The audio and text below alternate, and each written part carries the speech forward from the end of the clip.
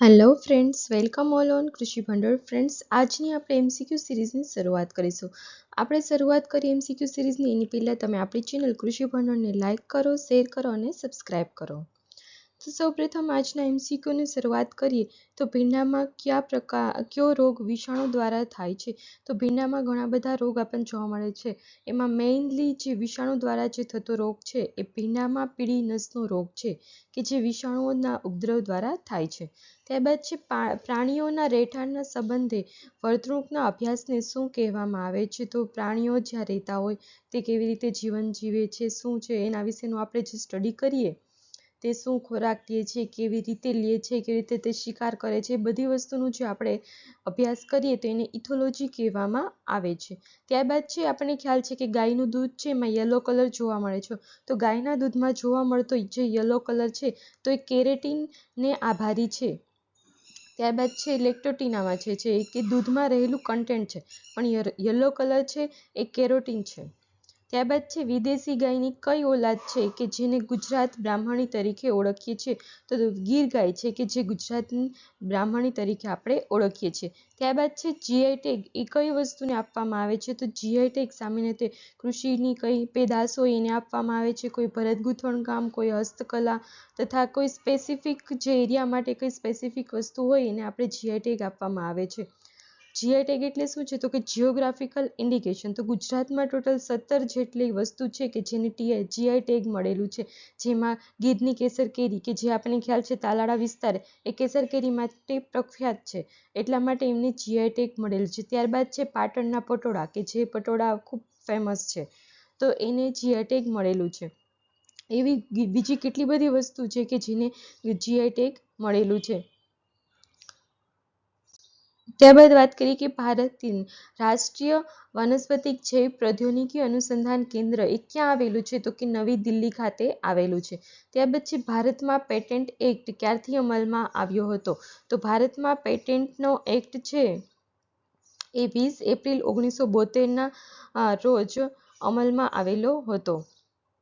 અને ટોટલ આપણે જે પેટન્ટ હોય છે, કઈ વસ્તુ સ્પેસિફિક, સપોઝ કે કઈ વસ્તુ છે એગ્રીકલ્ચરમાં નવી ટેકનિક છે જે ડેવલપ કરી છે અને એ કોઈને યુઝ કર્યું હોય તો એના ઇન શોર્ટ હું તમને એવું કહું, પેટન્ટ એટલે એવી વસ્તુ કે મેં કઈ ટેકનોલોજી ડેવલપ કરી છે એગ્રીકલ્ચરને લગતી, અને એ જે ટેકનોલોજી છે એ મારા નામે પેટન્ટ કરાવેલી છે કે આ વસ્તુ છે એ મેં સંશોધન કરેલી છે અને મારી છે, એને પેટન્ટ કહેવામાં આવે છે. પહેલી તો વાત એ બરાબર છે. અને આ પેટન્ટ માટેનો જે એક્ટ આવ્યો હતો તે 20 એપ્રિલ 1972ના રોજ આવેલો હતો. ત્યારબાદ મેં જે પેટન્ટ રજીસ્ટર કરાવેલી છે તો એ પેટન્ટ છે એ ટોટલ 20 વર્ષ સુધી હાલે, મતલબ કે 20 વર્ષ સુધી એ મારી માલિકીનું કહેવાય. કોઈને પણ એ વસ્તુ યુઝ કરવી હોય તો તે લોકો મારી પાસેથી મને કન્સલ્ટ કરે કે હું તમારી વસ્તુ આ યુઝ કરી શકું છું, તો એના બદલામાં એ લોકો આર્થિક વળતર પણ પૂરું પાડે છે. ત્યારબાદ વાત કરીએ કે C3 છોડમાં પ્રકાશ સંશ્લેષણ એ કેવી રીતે, મતલબ પ્રકાશ સંશ્લેષણ માટે અનુકૂળ કેટલું તાપમાન હોય છે. તો C3 જે છોડ છે એમાં પ્રકાશ સંશ્લેષણ માટે 15 થી 20 અંશ સેલ્સિયસ તાપમાન મતલબ જરૂર પડે છે. તો આપણને ખ્યાલ છે C3 છે, C4 છે અને CKAM છે. 3 અલગ અલગ પ્રકારના જે છોડ હોય એને ડિવાઈડ થયેલા હોય છે. આપણે આ બધી વસ્તુ ડિટેલ્સમાં આગળ ચર્ચા કરીશું. તો અત્યારે તમે ખાલી એટલું જ યાદ રાખી લો કે C3 જે છોડ છે એમાં પ્રકાશ સંશ્લેષણ માટે 15 થી 20 અંશ સેલ્સિયસ જેટલું તાપમાનની જરૂર પડે છે. અને જે C3 જે ક્રોપ છે ને એમાં મોસ્ટલી બધા સિરિયલ્સના ક્રોપ આવી જાય છે, જેમાં બાર્લી છે, ઓટ્સ છે, રાઈસ હોય છે, વીટ હોય છે તથા સોયાબીન હોય છે અને ટોબેકો હોય છે, પોટેટો હોય છે. આવા અલગ અલગ જે હોય છે તે C3 જે ક્રોપ હોય છે એ C3 પ્લાન્ટમાં જોવા મળે છે. ત્યારબાદ છે ટ્રાન્સજેનિક પાકોની કૃષિ હોય એને શું કહેવામાં આવે છે. તો કે આણ્વિક કૃષિ, કે જે ટ્રાન્સજેનિક પાકો હોય એની કૃષિને કહેવામાં આવે છે. ત્યારબાદ છે WTO વર્લ્ડ ટ્રેડ ઓર્ગેનાઇઝેશન કે જે 1995માં અસ્તિત્વમાં આવેલું હતું, પરંતુ એની પહેલા શું હતું. તો કે એની પહેલા હતું GATT general agreement tariff and trade.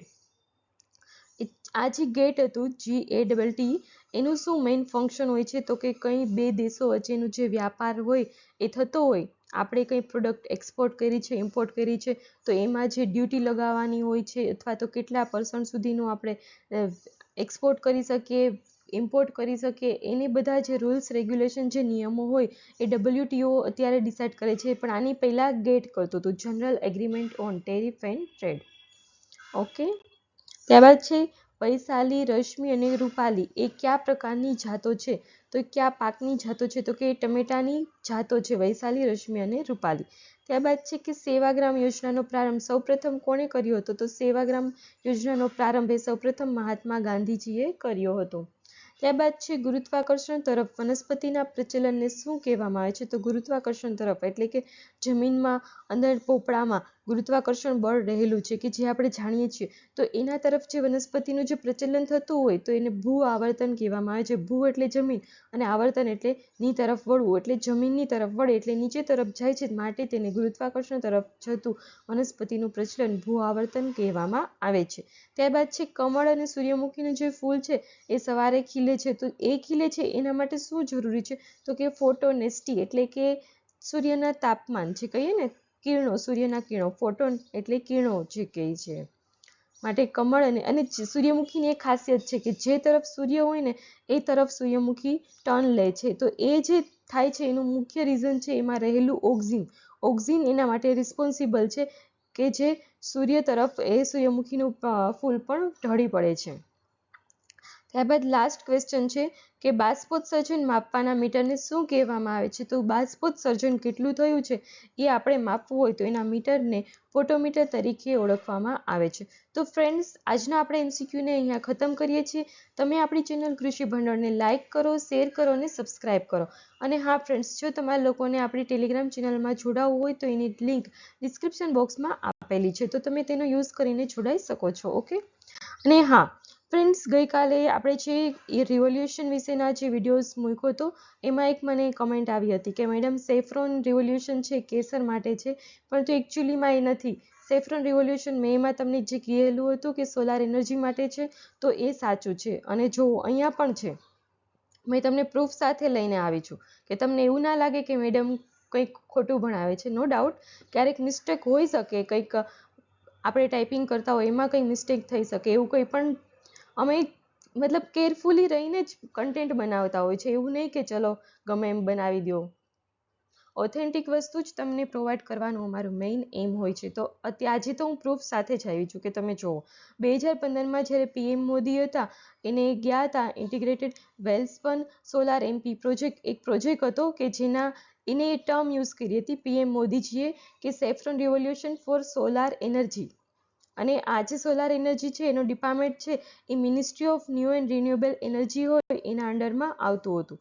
અને આ જે હેડક્વાર્ટર છે સોલાર ઇન્ટરનેશનલ સોલાર એલાયન્સ એનું ગુરુગ્રામમાં આવેલું છે કે જે 2015માં ફાઉન્ડેશન થયું હતું અને એમ મોદીજી ત્યાં ગયેલા હતા. ત્યારબાદ છે manager solar energy, we have solar energy corporation of India limited, solar energy corporation of India limited અને CPSU under the ministry of. Okay, મતલબ ઇન શોર્ટ કહેવાનો મતલબ એ જ છે કે જ્યારે મોદીજીએ આ saffron revolution for solar energy મોદીજીએ ટર્મ યુઝ કરેલું છે. અને અહીંયાથી એવો ક્વેશ્ચન પૂછાઈ શકે કે ઇન્ટરનેશનલ સોલાર આ જે છે ને international solar alliance in Gurugram હરિયાણામાં જે આવેલું છે કે જે 2015માં જે શરૂઆત થઈ હતી. અત્યારે ગ્રીન રિવોલ્યુશન ઉપર રિવોલ્યુશન બોલીને ગ્રીન રિવોલ્યુશન યાદ આવી જાય છે. રિન્યુએબલ એનર્જી ઉપર આપણે ગવર્મેન્ટ વધુમાં વધુ ફોકસ કરે છે અને હમણાં ટૂંક સમયમાં જ આપણું બજેટ આવવાનું છે, એમાં પણ મેક્સિમમ જે હોય મની લોકેશન જે કરશે એ પણ રિન્યુએબલ એનર્જીમાં સારું એવું કરશે. અને મેઇનલી આપણું જે ગુજરાત નહીં સોરી ઇન્ડિયન ગવર્મેન્ટ છે એનો ટાર્ગેટ છે કે 2030 સુધીમાં મેક્સિમમ રિન્યુએબલ એનર્જીનો યુઝ કરવાનો અને એનાથી આપણે એનર્જી પ્રોડ્યુસ કરવાની. પછી ગ્રીન રિન્યુએબલ એનર્જી છે એમાં વિન્ડ આવી જાય, સોલાર આવી જાય છે, એ બંને, અને બંને ઉપર મેઇન ફોકસ છે અને મેજોરિટી તો સોલાર ઉપર. આપણને ખ્યાલ છે કચ્છમાં જે છે ત્યાં આખું સોલાર એનર્જીનો આખો પાર્ક આવેલું છે, જે સોલાર પાર્ક છે એ એશિયાનો સૌથી મોટો પાર્ક તરીકે પણ ફેમસ થયેલો છે. માટે સેફ્રોન રિવોલ્યુશન એ સોલાર એનર્જી માટે જ છે. Okay, note it. Thank you.